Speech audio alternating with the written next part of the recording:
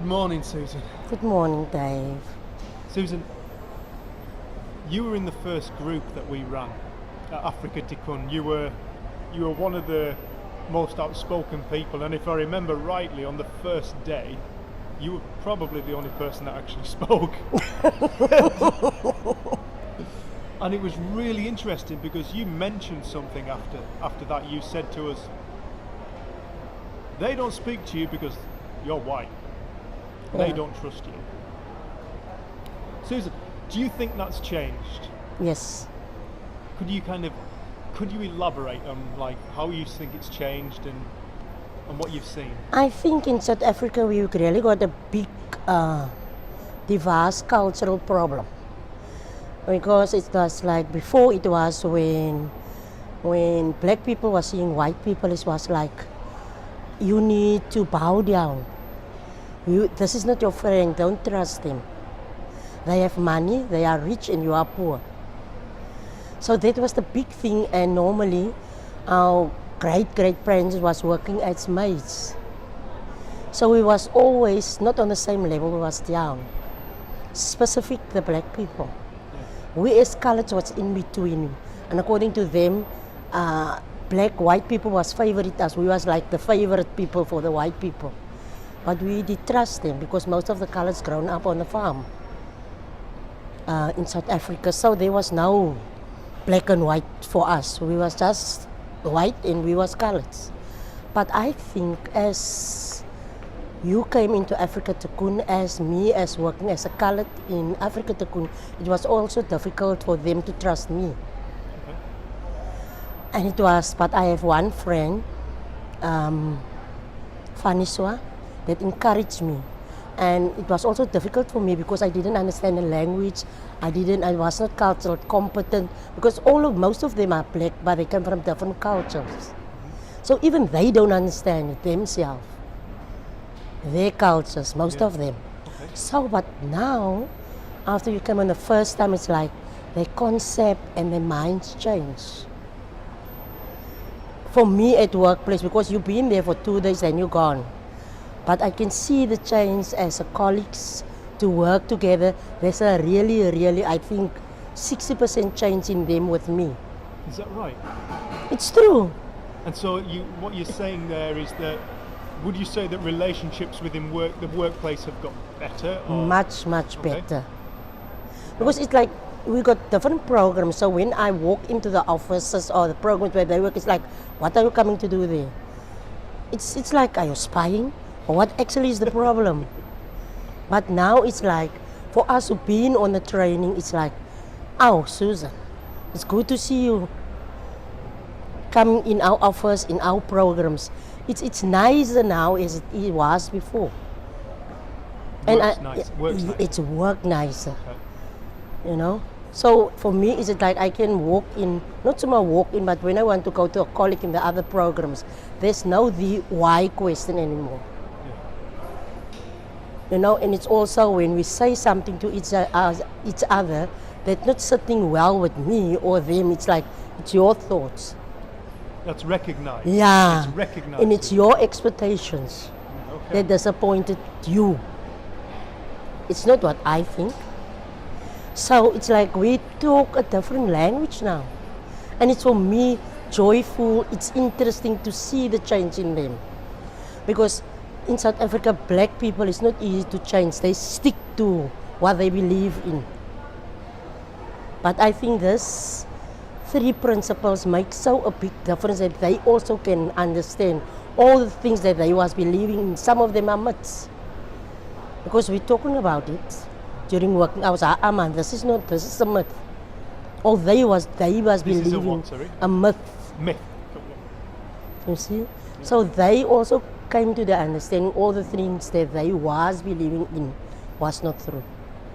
And that made me excited at the workplace. And the reason why I get excited, so now all of us is on the same level where we can take this journey forward. I love that. You see? That is awesome, Susan.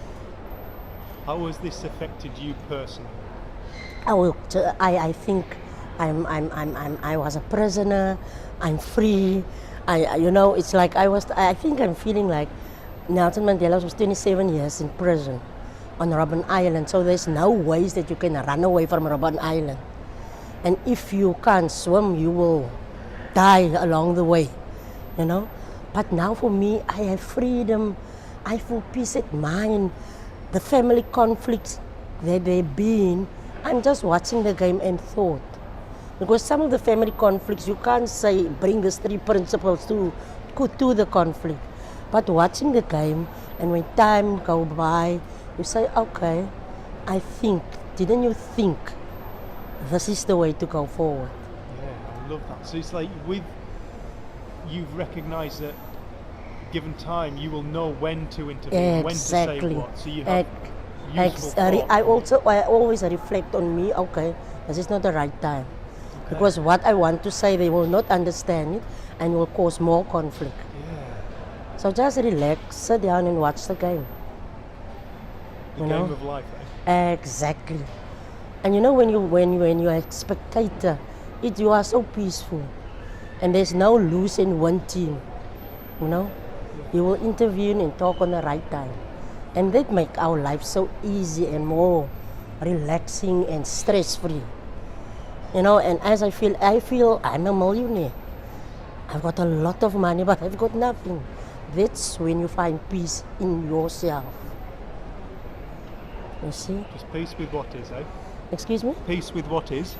Peace in yourself. Because like when you got this lot of, like who's this last guy who was talking, you got a mixed feelings because there's a lot of mixed thoughts, mixed, you can't even memorize it because it's too much. I don't know what it is. But when you delete some of the stuff in your memory box, delete,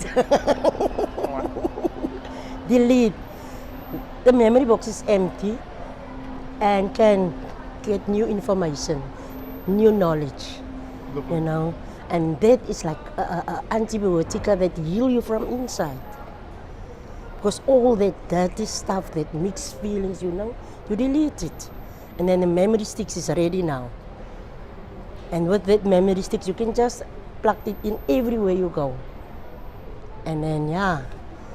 So do you think that, Jenny and I's idea when we came to talk to Africa Tikkun was to help do our part in trying to unify South Africa.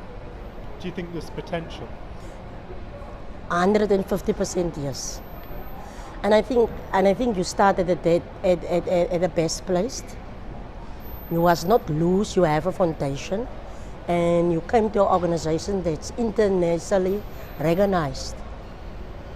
So everywhere in Africa Tikkun, the CEOs, the executive members, they will trust you guys.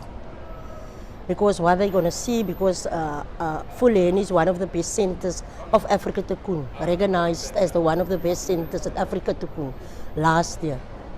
So that means the people, the staff who's working there got potential. And we was the first guys that you came to.